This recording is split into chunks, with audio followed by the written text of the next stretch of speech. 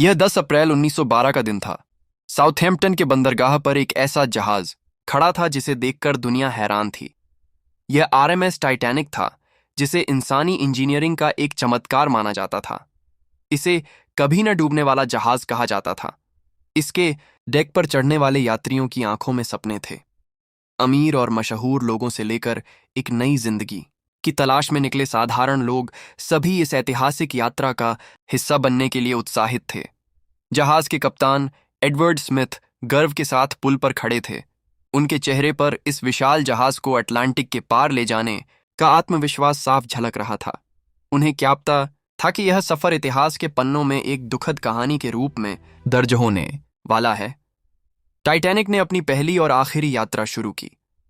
खुले समुद्र में यह जहाज किसी तैरते हुए महल जैसा लग रहा था, जिसकी चिमनियों से उठता धुआं आसमान में घुल रहा था। जहाज के अंदर दो अलग अलग दुनियाएं बसती थीं। प्रथम श्रेणी में अमीर यात्री शानदार डाइनिंग हॉल में बेहतरीन व्यंजनों का आनंद ले रहे थे। महंगे कपड़े पहने हुए उनकी हंसी और बातें भव्य हॉल में गूंज रही थीं। वहीं तीसरी श्रेणी के डेक पर माहौल बिल्कुल अलग था।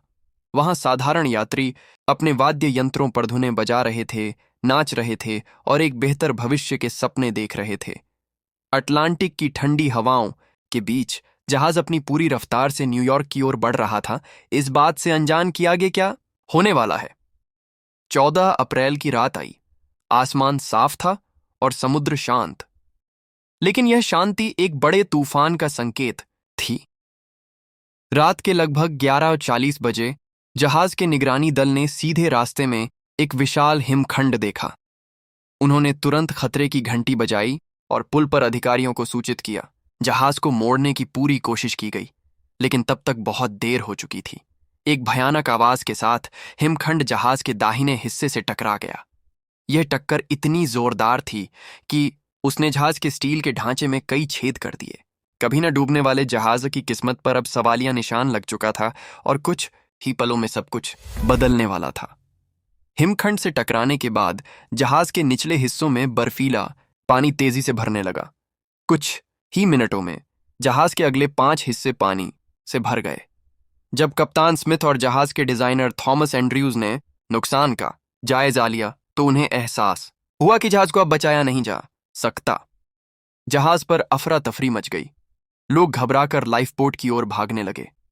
जहाज के चालक दल ने SHR इंखला बनाए रखने की कोशिश की और पहले महिलाओं और बच्चों के नियम का पालन करते हुए लोगों को लाइफ बोट में बिठाना शुरू किया।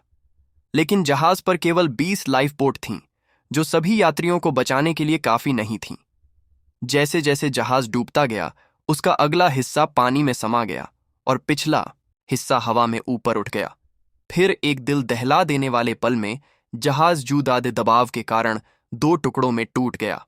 रात के 2:20 बजे तक टाइटैनिक पूरी तरह से उत्तरी अटलांटिक के अंधेरे और बर्फीले पानी में समा गया। जो लोग लाइफ बोट तक नहीं पहुंच सके, वे शून्य से नीचे तापमान वाले पानी में अपनी जिंदगी के लिए संघर्ष कर रहे थे। उनकी मदद की पुकारें ठंडी रात में गूंज रही थीं, लेकिन धीरे धीरे शांत होती गईं। घंटों बाद जब सुबह की पहली किरण आसमान में दिखाई दी, तो बचाव जहाज RMS कारपैथिया घटनास्थल पर पहुंचा। उसने लाइफ बोट में बचे हुए लगभग 705 लोगों को बचाया।